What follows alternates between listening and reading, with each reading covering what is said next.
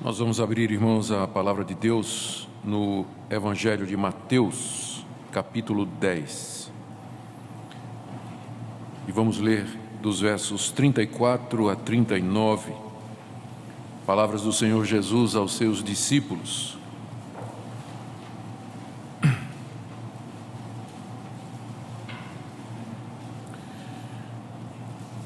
Mateus 10, 34 a 39. Não penseis que vim trazer paz à terra. Não vim trazer paz, mas espada. Pois vim causar divisão entre o homem e seu pai, entre a filha e sua mãe, e entre a nora e sua sogra. Assim os inimigos do homem serão os da sua própria casa. Quem ama seu pai ou sua mãe mais do que a mim, não é digno de mim. Quem ama seu filho ou sua filha mais do que a mim, não é digno de mim. E quem não toma a sua cruz e vem após mim, não é digno de mim. Quem acha a sua vida, perdê-la-á. Quem, todavia, perde a vida por minha causa, achá-la. Vamos orar pedindo que Deus ilumine o nosso entendimento na compreensão da sua palavra. Ó Deus, abre os nossos olhos para que nós vejamos as maravilhas da Tua lei. Dê, Senhor, que Teu Espírito Santo nos conduza agora no entendimento das palavras do Teu Filho. Inclina o nosso coração a obedecer. Ó Senhor, pedimos que conduzas todo o nosso ser, à submissão plena que o Senhor Jesus aqui demanda de nós. Ouve a nossa oração em nome de Jesus. Amém. Meus queridos, minha intenção nessa noite é expor as demandas que o Senhor Jesus Cristo faz aqui com relação aos seus seguidores. E, após isso, chamá-los à submissão plena e completa à pessoa de Jesus Cristo, Filho de Deus. Eu acho que nem sempre nós entendemos o que é que significa ser cristão e seguir a Jesus Cristo. O pecado de tal maneira nos afetou a toda a raça humana e ao indivíduo como um todo, que não existe uma solução parcial ou indolor, por assim dizer, para o problema que o pecado causou. A solução de Deus é extremamente radical.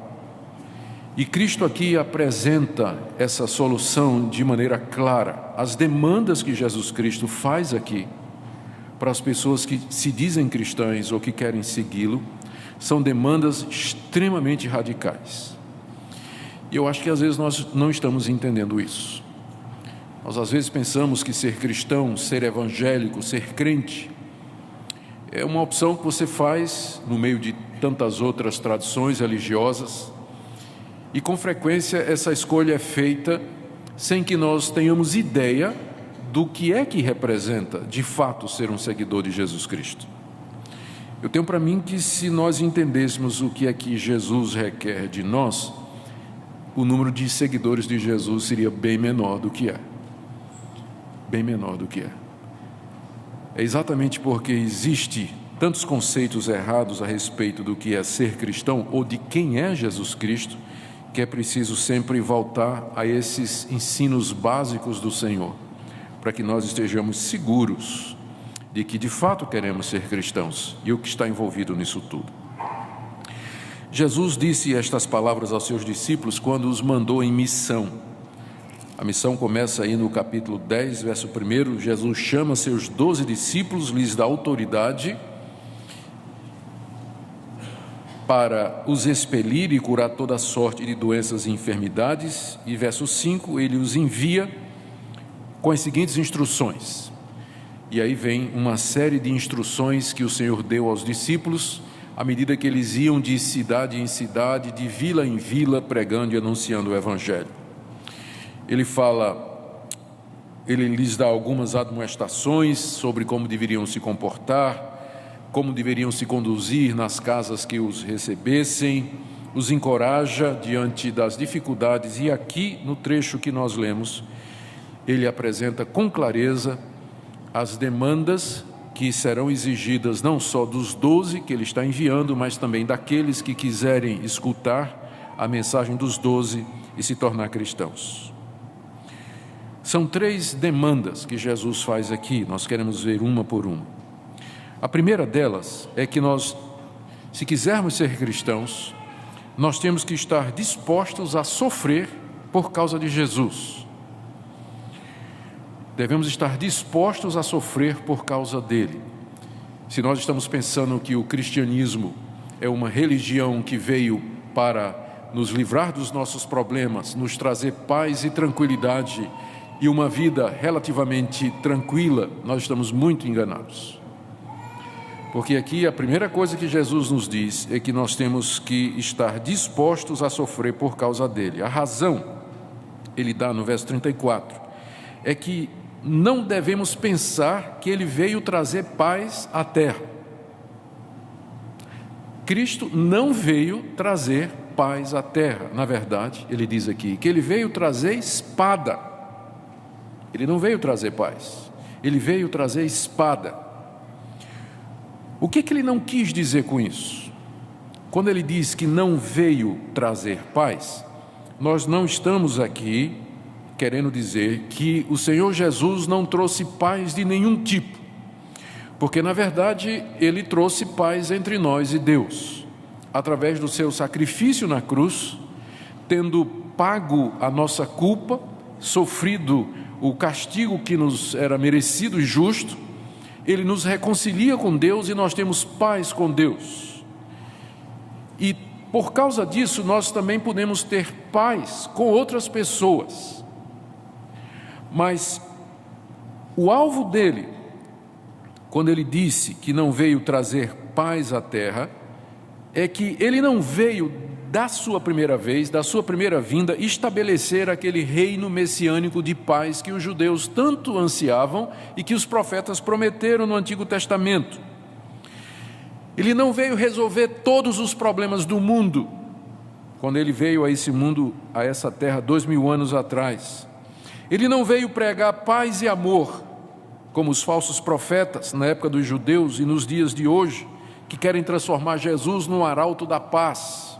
As figuras que fazem de Jesus com a pombinha branca, aquele rosto emaciado, olhos azuis, não é? Aquele olhar assim, ele veio trazer paz.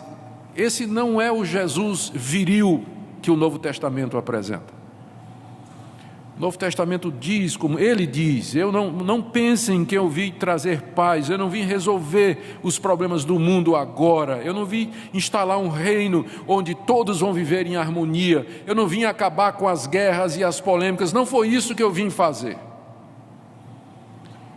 Então essa é a primeira coisa que a gente tem que esclarecer a respeito de Cristo. Como eu disse, ele traz paz no sentido de que pelo seu sacrifício eu tenho paz com Deus e posso ter paz com outras pessoas, mas isso está longe, muito longe, de tornar Jesus uma espécie de pacificador ou uma pessoa que veio ao mundo para resolver todos os problemas do mundo e estabelecer um reino de paz. Pelo menos não foi isso que ele veio fazer agora. Ao contrário, ele diz, eu vim foi trazer espada. Eu vim foi trazer espada. O que é que ele não quis dizer com isso? Quando Jesus disse que ele veio trazer espada, ele não está dizendo que veio fundar uma religião baseada na violência, como existem algumas que são baseadas na violência. Quando ele disse que ele veio trazer espada, ele não quis dizer que nós deveríamos nos armar e lutar contra o resto do mundo. Ele também não quis dizer que nós deveríamos usar a espada ou armas para converter os infiéis pela força. De maneira nenhuma, Jesus Cristo está dizendo isso. O que ele quis dizer com essa expressão, eu vim trazer espada à terra, é que por causa dele haveria muitos conflitos entre pessoas, cidades e até países. E que a sua pessoa seria motivo de discórdia, de debate, de polêmicas e inimizades. E a razão é a apresentação radical que ele faz de si mesmo, Jesus se apresenta como sendo o Filho de Deus, como sendo o próprio Deus. Ele diz que Ele é o único caminho para Deus. Ele diz que sem Ele todos estão perdidos. Ele expõe a perdição da humanidade por causa dos seus pecados e diz que o ser humano sozinho não pode alcançar a felicidade eterna. Ele é o caminho, a verdade e a vida. Isso é colocar uma espada na mão de quem não acredita. Por afirmar estas coisas, os seguidores de Jesus despertam hostilidade, inimizade, ódio e perseguição da parte de quem não acredita. A espada que Cristo veio trazer não é para que os seus seguidores firam o mundo, por incrível que pareça, mas é a espada pela qual os seus seguidores serão feridos. A pessoa de Jesus provoca isso por causa das suas demandas radicais. A forma como ele se apresenta como sendo o Filho de Deus e o único em quem existe salvação. Fora dele não há possibilidade de salvação ou felicidade eterna. Essa espada, portanto, que é resultado de quem é Jesus, é tão profunda que ela corta inclusive laços familiares, como ele diz aqui no verso 35. Eu vim causar divisão entre o homem e seu pai. Existe uma relação mais querida do que pai e filho? Eu amo meu pai e eu amo meus filhos, e eu sei que vocês sabem o que é isso, mas Jesus está dizendo que essa espada que ele veio trazer, ela corta inclusive esse tipo de laço. Ele fala: eu vim causar divisão entre a filha e sua mãe. É também um laço terno, é um laço querido, profundo, não é verdade? Mas essa espada corta também. O terceiro laço pode parecer mais fácil, entre a nora e sua sogra. Mas a gente sabe que tem sogras maravilhosas. A minha é maravilhosa, e eu entendo a dificuldade aqui também. O que o Senhor está dizendo é que a sua pessoa, quem Ele é, as suas demandas, o que Ele representa, causa atrito entre as pessoas, polêmica entre as pessoas, a ponto de separar inclusive familiares. Veja como ele diz que haveria inimigos do homem, até mesmo em sua família, verso 36. Os inimigos do homem serão os da sua própria casa. Quer dizer, o que ele está dizendo aqui é que há pessoas que vão odiar tanto a Jesus e aos seus seguidores, a ponto de que, se o seu filho se tornar um seguidor de Jesus, o amor que ele tem pelo filho vai ser menor do que o ódio que ele tem por Jesus. Mesma coisa com relação de um filho para com seu pai, de irmãos. E isso tem acontecido ao longo da história, especialmente em períodos de perseguição aberta e oficial ao cristianismo. Durante o Império Romano, há histórias e mais história no livro dos Mártires de mulher que entregou o marido, porque o marido se tornou cristão, entregou às autoridades para ser morto. De pais que renegaram filhos, entregaram os filhos para serem mortos porque se tornaram cristãos. Nos países comunistas, onde havia perseguição e há perseguição, há casos e casos de famílias que entregam os seus membros para não serem mortos ou presos, membros que se tornaram cristãos em países islâmicos. Isso também acontece hoje. Famílias que se fragmentam, se dividem, se acabam porque um membro entrega ao outro que se tornou cristão. Em resumo, o que Jesus está dizendo aqui é o seguinte: quem quiser ser discípulo dele tem que estar disposto a enfrentar a ira e a hostilidade do mundo e até mesmo da esposa, do marido, dos pais ou dos irmãos. Veja como esse cristianismo que nos é apresentado aqui, essa demanda de Jesus, torna o cristianismo bíblico bem diferente daquele que apresenta Jesus como uma espécie de guru que prega paz e amor a todos. Esse não é o Jesus da Bíblia. O Jesus da Bíblia, ele é muito claro com os seus seguidores. Ele está dizendo, na hora que você se tornar o meu seguidor, se prepare, porque a espada pode chegar até a sua casa, até o seu casamento, até o seu relacionamento com seus filhos, porque eu não vim trazer paz no presente momento, mas a espada, e os inimigos do homem serão o da sua própria casa. Essa é a primeira demanda de Jesus. Você tem que estar disposto a sofrer por ele, inclusive dentro da sua própria família. Segunda demanda dele é ainda mais radical. Jesus diz que ele é a pessoa que você deve dar amor supremo. Ele exige amor supremo à sua pessoa. Versos 37 e 38. Quem ama seu pai ou sua mãe mais do que a mim não é digno de mim. E quem ama seu filho ou sua filha mais do que a mim, não é digno de mim. E quem não toma a sua cruz e vem após mim, não é digno de mim. O que é isso, ser digno de Jesus? O que significa? O que é que ele quis dizer, ser digno de mim? É ser merecedor, eu uso a palavra com cuidado, ela vai ser explicada daqui a pouco, é ser merecedor do amor, da graça e da misericórdia de Jesus. É poder ter o direito de dizer, eu sou de fato cristão. É você ser de tal maneira que Jesus não vai se envergonhar de você. Você é digno dele. E ele diz para que nós sejamos dignos dele, nós temos que amá-lo acima daquilo que nós temos de mais precioso, que é a família e nossa própria vida. Se você pensou que a primeira demanda era radical, agora pense nessa. A segunda é essa: você tem que me amar acima de tudo. O que ele não quis dizer?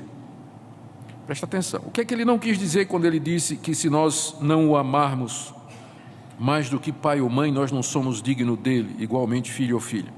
Ele não está dizendo que a gente tem que deixar a nossa família, os nossos lares, e irmos morar com os irmãos em Cristo como se eles fossem uma nova família. Algumas seitas que fazem isso, como por exemplo os Meninos de Deus.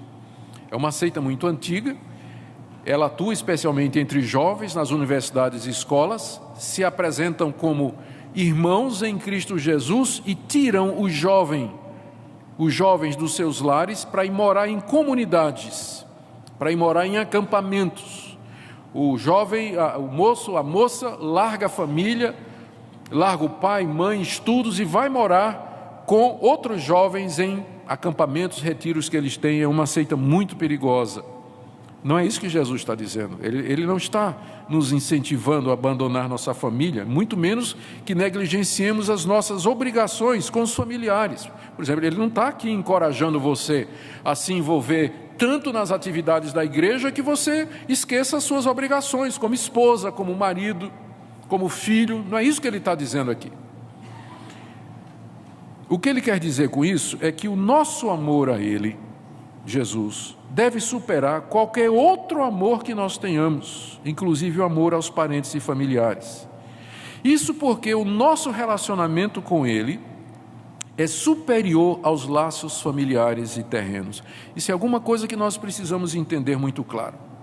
Esses laços terrenos aqui, familiares, eles um dia vão acabar. A relação pai e filho, mãe e filha, irmão e irmã, elas são pertencentes a essa vida aqui. Um dia, isso tudo vai acabar. E no novo estado, no novo mundo, na nova era que Deus está trazendo e que já inaugurou-se, essas relações familiares, elas desaparecerão. O que ficará é a sua relação com Deus e com os demais filhos de Deus. Então, aqueles que você hoje ama aqui, como filho, como irmão, como pai, como mãe, poderão não ser os mesmos que estarão nesse reino celestial. Se for, aleluia. Mas o que vai prevalecer na eternidade é a irmandade, é a família da fé. Veja como Jesus explicou isso numa ocasião, aqui no próprio livro de Mateus. Se você for mais adiante, no capítulo 12, 46 em diante. Falava ainda Jesus ao povo, e eis que sua mãe e seus irmãos estavam do lado de fora procurando falar. E alguém lhe disse: Jesus, tua mãe e teus irmãos estão lá fora e querem falar-te. Porém, Jesus respondeu ao que trouxeram o aviso: quem é minha mãe? E quem são os meus irmãos? E estendendo a mão para os discípulos, disse: eis minha mãe e meus irmãos. Porque qualquer que fizer a vontade de meu Pai Celeste, esse é meu irmão, irmã. Esse é meu irmão, irmã e mãe. O Senhor Jesus disse que quem fizer a vontade do Pai, esse é o irmão, a mãe e a irmã dele, colocando em segundo lugar o relacionamento familiar, o laço familiar que ele tinha com a sua mãe e os seus irmãos terrenos. Isso quer dizer que é este o relacionamento que vai prevalecer. E é por isso que o Senhor Jesus Cristo disse: você tem que me amar mais do que você ama seu pai, sua mãe, seu filho e sua filha, porque essas relações haverão de passar, e a que vai permanecer por toda a eternidade é a relação que você tem comigo, Jesus, com Deus. O que ele está dizendo é que se chegar a ocasião que tivermos de escolher entre a nossa família e Jesus Cristo, a decisão deve ser em favor de Jesus Cristo. Assim nos tornaremos dignos dele. Alguns exemplos práticos. Seu marido fez alguma coisa errada e o erro dele está sendo confrontado por algumas pessoas. Você é cristão, você é crente, discípula de Jesus. Você sabe que seu marido fez uma coisa errada e as pessoas estão confrontando. E você toma ao lado do seu marido, mesmo ele estando errado, contra a verdade de Jesus Cristo. A quem você está amando mais? Você está amando mais o seu marido do que a Jesus Cristo. Você pode ficar do lado do seu marido e dizer: querido, você sabe que eu te amo de todo o coração, mas nesse ponto aqui você está errado. Você está errado. Eu vou estar do seu lado, vou estar contigo. Se você tiver que ir preso, eu vou com você para a cadeia, mas eu vou dizendo que você está errado. A verdade é essa. Vamos resolver isso, vamos admitir isso, vamos corrigir isso.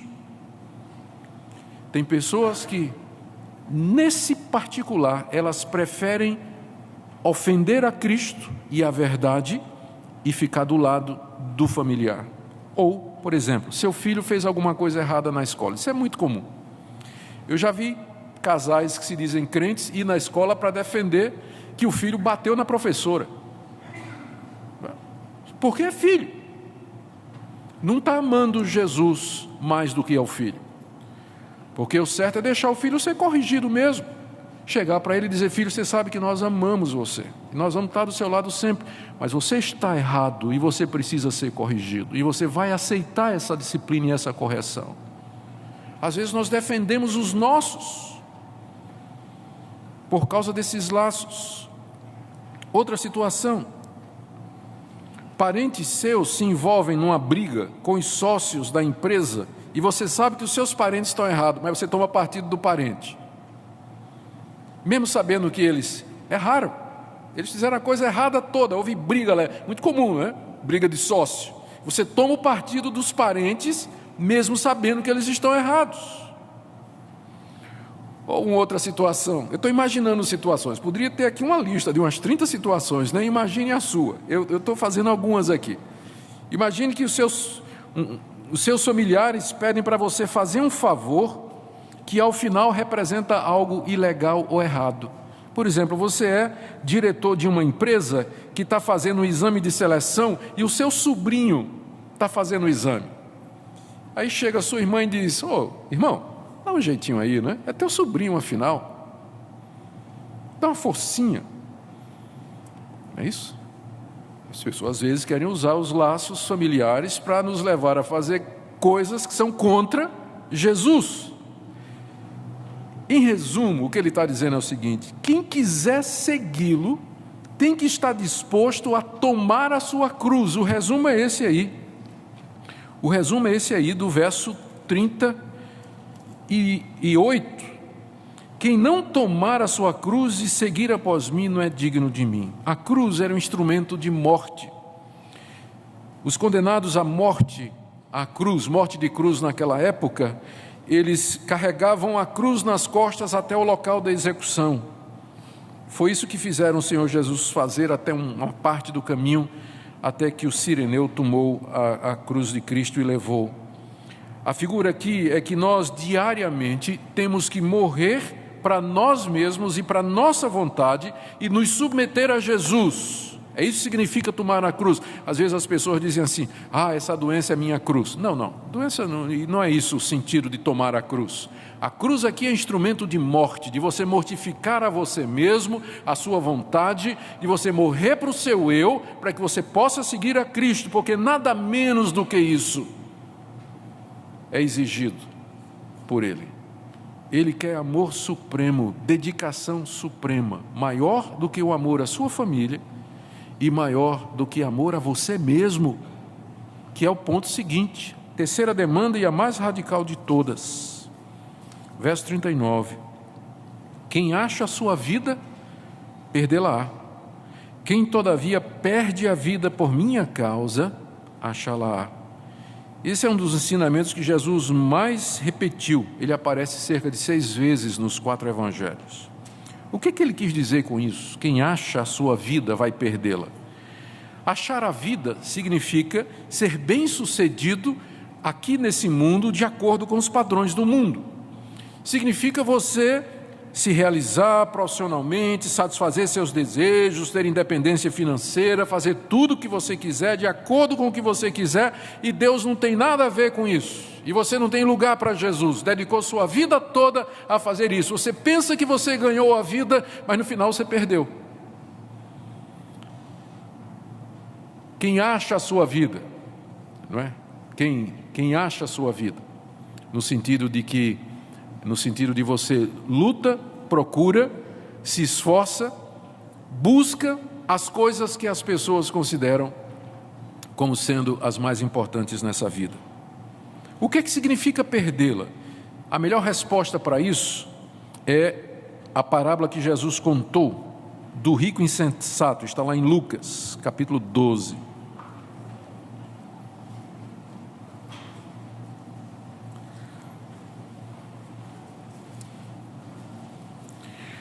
Lucas 12, a partir do verso 16. Jesus contou uma parábola dizendo: o campo de um homem rico produziu com abundância. E ele arrazoava consigo, dizendo: que farei, pois não tenho onde recolher os meus frutos? E disse: farei isso, destruirei os meus celeiros, reconstruí-los-ei maiores, e ali recolherei todo o meu produto e todos os meus bens. Então direi à minha alma: tens em depósito muitos bens para muitos anos, descansa, come, bebe, regala-te. Aqui está um homem que achou sua vida. Bem-sucedido, provisão, aposentadoria tranquila, bens, descanso, não tinha medo do futuro, tinha de sobra, tinha propriedades, ele achou sua vida, mas ele perdeu. Verso 20, porque Deus lhe disse: louco, esta noite te pedirão a tua alma, e o que tens preparado, para quem será? Assim é o que entesoura para si mesmo e não é rico para com Deus. É isso que significa: quem achar a sua vida vai perdê-la. Ou seja, quem se dedicar nesse mundo, no tempo presente, a correr atrás destas coisas que são lícitas, veja, não são coisas erradas, são coisas lícitas, são coisas legais, são coisas boas, são coisas necessárias. O ponto é que você deu a elas o primeiro lugar, seu coração estava nessas coisas o tempo todo. Cristo era nota de rodapé na sua vida, ou não representava absolutamente nada. Você vai chegar no final da sua vida e ver que você desperdiçou seu tempo, sua juventude, suas forças, correndo atrás daquilo que não vai lhe trazer felicidade eterna, que não vai resolver o problema do seu relacionamento com Deus. Por isso, quem acha a sua vida aqui nesse mundo vai perdê-la. Mas quem perde a sua vida aqui nesse mundo por causa de Jesus, esse vai achá-la. Significa fazer as mesmas coisas que você fez, a mesma coisa que o outro caso fazia, só que elas são absolutamente secundárias. Você quer trabalhar, você quer ganhar dinheiro, você quer ter família, por amor a Jesus, para de alguma forma promover o nome de Jesus, trazer glória a Ele. Ele é a razão de tudo que você faz. No outro caso, é você o centro de tudo, mas agora você vive para Ele. Como eu já falei aqui, num sermão aqui na igreja, a diferença entre nós e os outros é que os outros querem ganhar dinheiro para gastar com eles, mas nós queremos ganhar dinheiro do mesmo jeito para poder abençoar outros, para poder ajudar outras pessoas. A diferença é a motivação. Então, quem perde a vida aqui, ou seja, quem renuncia a buscar a própria glória, o próprio conforto, as coisas do seu eu e vive de fato para Cristo, ele promete aqui que esse vai herdar de fato, ou vai achar de fato a vida. Em resumo, quem quiser ser discípulo de Cristo deve estar disposto a renunciar a si mesmo e tudo quanto tem por amor a Ele. Agora, já me encaminhando para o fim, com que direito Jesus Cristo exige isso? Quem é Ele para prometer essas coisas? Vamos pensar direito aqui, gente. O que é que nós temos aqui? Nós temos aqui um judeu chamado Jesus, filho de Maria, que viveu há 2000 anos atrás, que de repente se vira para um grupo de seguidores e diz o seguinte: você tem que me amar mais do que você ama a sua família. Ok? Vocês têm que estar dispostos a morrer por minha causa. E digo mais: se vocês não passarem a vida toda me tendo como a razão suprema de vocês serem, vocês estão condenados. Tá. Então você está diante de um homem que só pode ser duas coisas: ou louco ou Deus. Não tem opção. Ou ele é louco, megalomaníaco e esperto, porque enganou 3 bilhões de pessoas, é a quantidade de cristãos que tem hoje. Ou ele é o que ele diz. E hoje à noite você tem que decidir isso. Quem é Jesus para você? Porque pensa no que ele está reivindicando. Nenhum outro fundador de religião, se é que eu posso chamar Jesus fundador de religião, nenhum outro fez demandas ao menos parecidas com essa. Ninguém. Nesse sentido, de fato, ele é único. A opção para nós, e não tem outra, é que Jesus demanda isso porque Ele é Deus. Ele é o Filho de Deus, Ele é o Criador de todas as coisas, Ele é o Senhor de tudo e de todos, que morreu pelos nossos pecados, ressuscitou dos mortos, subiu aos céus, tem todo o poder no céu e na terra e no universo, e como tal Ele tem o direito de exigir de nós amor supremo, lealdade absoluta e obediência total. Ninguém mais pode demandar isso se Ele não for o próprio Deus. Ninguém tem o direito de pedir estas coisas a não ser que Ele seja Deus. Nenhum ser humano tem direito de pedir estas coisas a outro ser humano. E por que eu haveria de obedecê-lo? Mas se é Deus, o Criador de todas as coisas, que na pessoa do seu Filho vem até nós e demanda isso de nós, cumpre-nos nos curvar diante dEle. O que isso representa para nós hoje? A nós que nos dizemos crentes, cristãos, evangélicos, a pergunta é: nós somos dignos dele? Nós amamos o Senhor Jesus mais do que o marido, mais do que a esposa, os filhos, irmãos, pai e mãe?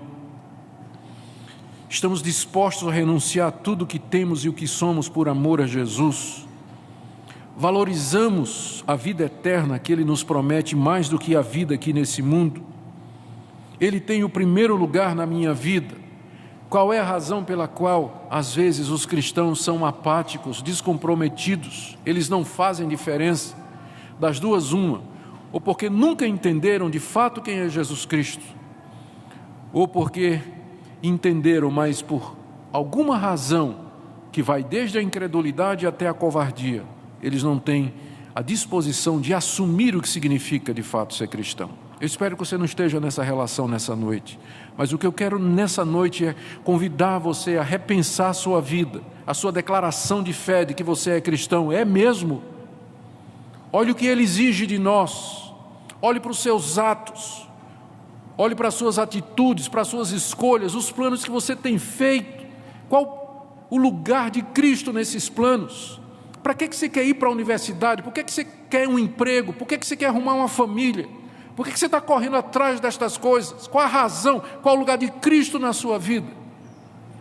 Se Ele tem o primeiro lugar na sua vida, onde está o tempo para você dedicar a Ele? Você lê a palavra dEle, gasta tempo em oração e comunhão com Ele, porque se nós amamos uma pessoa, nós queremos estar com ela, é claro.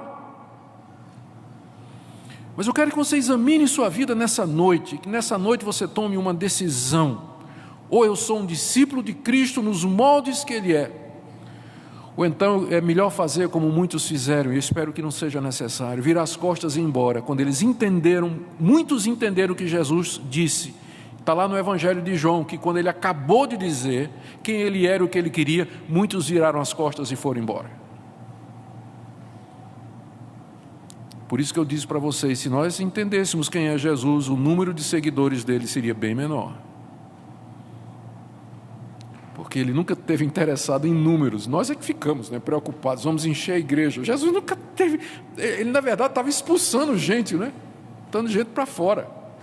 Eu só quero que fique quem é mesmo. Quem de fato me ama, quem entende, esse eu quero, o verdadeiro adorador, não um consumidor do evangelicalismo brasileiro, mas eu quero um adorador, um discípulo de verdade. Se você está aqui nessa noite e você ainda não se dobrou diante de Jesus Cristo como Senhor e Salvador, eu queria convidá-lo a fazer isso nessa noite. Não deixe passar mais essa oportunidade que Deus lhe dá. Você acabou de ouvir a palavra de Deus, as demandas de Cristo, as promessas que Ele fez. Não há salvação de fato em nenhum outro. Ele é o Filho de Deus, Ele é o Salvador do mundo, e Ele lhe chama nessa noite para que você se curve diante dEle. Eu não estou pedindo para você dar uma chance a Jesus, como às vezes as pessoas fazem. Dê uma chance a Jesus, de jeito nenhum. Ele hoje à noite está lhe dando uma chance. Ele está lhe chamando hoje à noite pela palavra do Evangelho. E você deveria ouvir, porque nem sempre a porta vai estar aberta. Que nessa noite você tome a decisão de se curvar diante dEle e confessá-lo como Senhor, entregar sua vida a Ele e que Ele seja o amor maior da sua vida. Amém? Vamos ficar em pé e vamos orar.